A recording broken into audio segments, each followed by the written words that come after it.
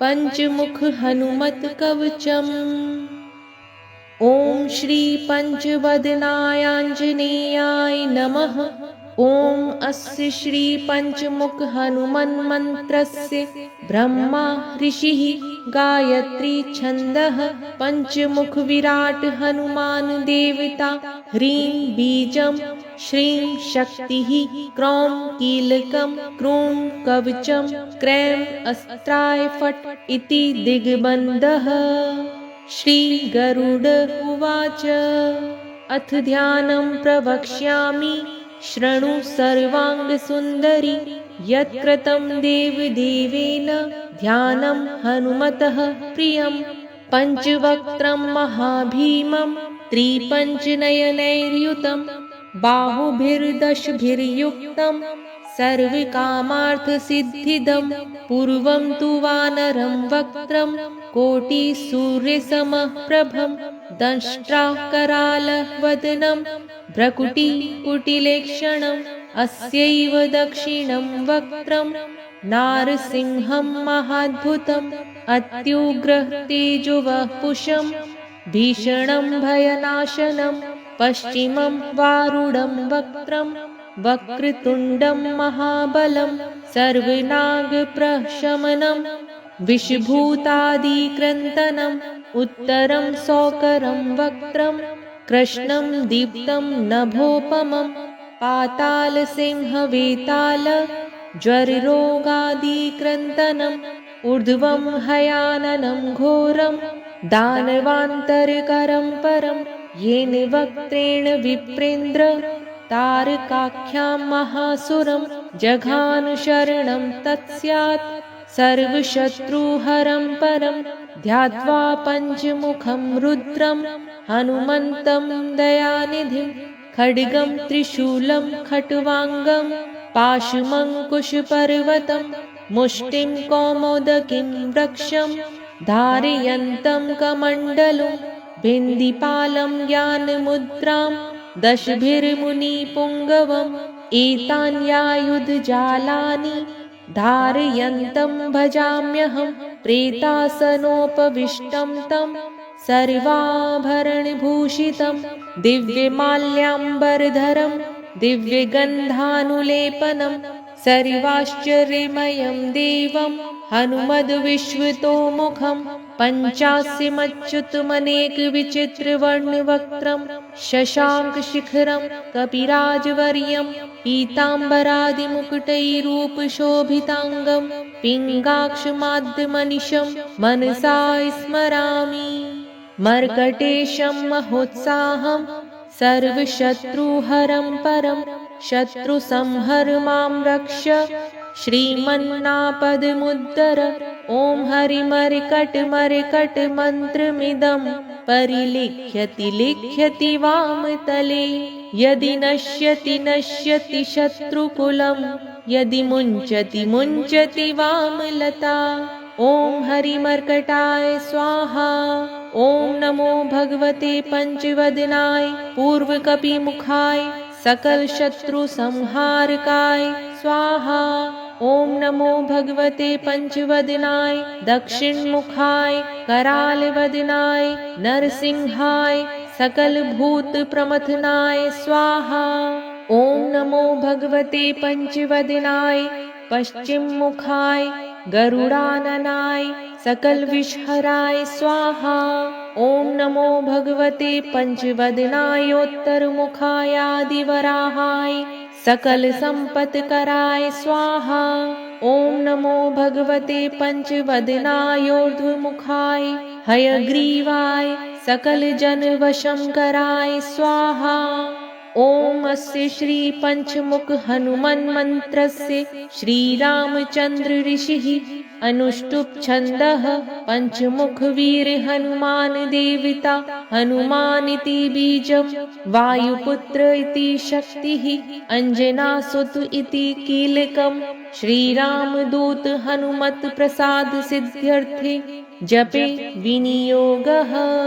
वन्दे वानर नारसिंह खगिराट क्रोडाश्ववक्त्रान्वितं दिव्यालङ्करणं त्रिपञ्चनयनं दैदीप्यमानं रुचा हस्ताभुजैर्शिखेटपुस्तक सुधा कुम्भाङ्कुशाद्रिं हलं खट्वाङ्गं फणिभूरुहं दशभुजं सर्वारिवीरापहम् ॐ श्रीरामदूतायाञ्जनेयाय वायुपुत्राय महाबलपराक्रमाय सीतादुःखनिवारणाय लङ्कादहनकारणाय महाबलप्रचण्डाय फाल्गुनसखाय कोलाहल सकल ब्रह्मांड विश्वरूपाय सप्तसमुद्रनिर्लङ्घनाय पिङ्गलनयनायामित विक्रमाय सूर्यबिम्बफलसेवनाय दुष्टनिवारणाय दृष्टिनिरालङ्कृताय संजीविनी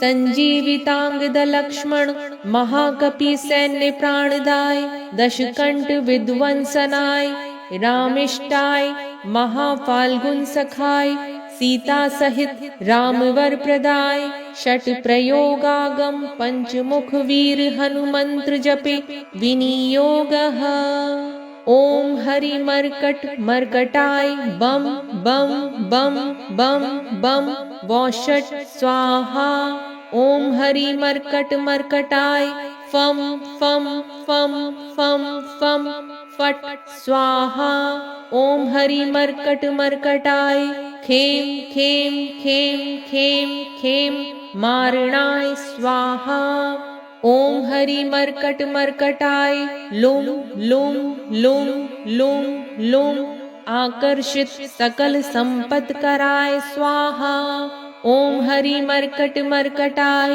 धम धम धम धम धम शत्रु स्तंभनाय स्वाहा ओम टम टम टम टम टम कूर्म मूर्तये पंचमुख वीर हनुमते परयंत्र परतंत्रोच्चाटनाय स्वाहा ओम कम खम गम घम डम चम छम जम झम यम टम ठम डम ढम णम तम थम दम धम नम पम फम बम भम मम यम रम लम वम शम क्षम सम हम शम स्वाहा ओम पूर्वकपि मुखाय पंचमुख हनुमते टम टम टम टम टम सकल शत्रु संहारणाय स्वाहा ओम दक्षिण मुखाय पंचमुख हनुमते कराल वदनाय नरसिंहाय ओम ह्रां ह्रीं ह्रूं रौं ह्रं सकल भूत प्रेत दमनाय स्वाहा ओम पश्चिम मुखाय गरुडाननाय पंचमुख हनुमते मम मम मम मम मम सकल विषहराय स्वाहा ओम उत्तर मुखायादिवराहाय लम लम लम लम लम नृसिंहाय नीलकंठ मूर्तये पंचमुख हनुमते स्वाहा ओम ऊर्ध्वमुखाय हयग्रीवाय रोम रोम रोम रोम रोम रुद्रमूर्तये सकल प्रयोजन निर्वाहकाय स्वाहा ओम अंजनासुताय वायुपुत्राय महाबलाय सीता शोक निवारणाय श्री रामचंद्र कृपा पादुकाय महावीर प्रमथनाय ब्रह्मांड नाथाय कामदाय पंचमुख वीर हनुमते स्वाहा भूत प्रेत पिशाच ब्रह्म राक्षस शाकिनी डाकिन्यंतरिक्ष ग्रह परयंत्र परतंत्रोच्चाटनाय स्वाहा सकल प्रयोजन निर्वाहकाय पंचमुख वीर हनुमते श्री रामचंद्र वर प्रसादाय जम जम जम जम जम स्वाहा इदं कवचं पठित्वा तु महाकवचं पठेन्नरः एकवारं जपे स्तोत्रं सर्वशत्रुनिवारणं द्विवारं तु पठे नित्यं पुत्रपौत्रप्रवर्धनं त्रिवारं च पठे नित्यं सर्वसम्पत्करं शुभं चतुर्वारं पठे नित्यं सर्वरोगनिवारणं पञ्चवारं पठे नित्यं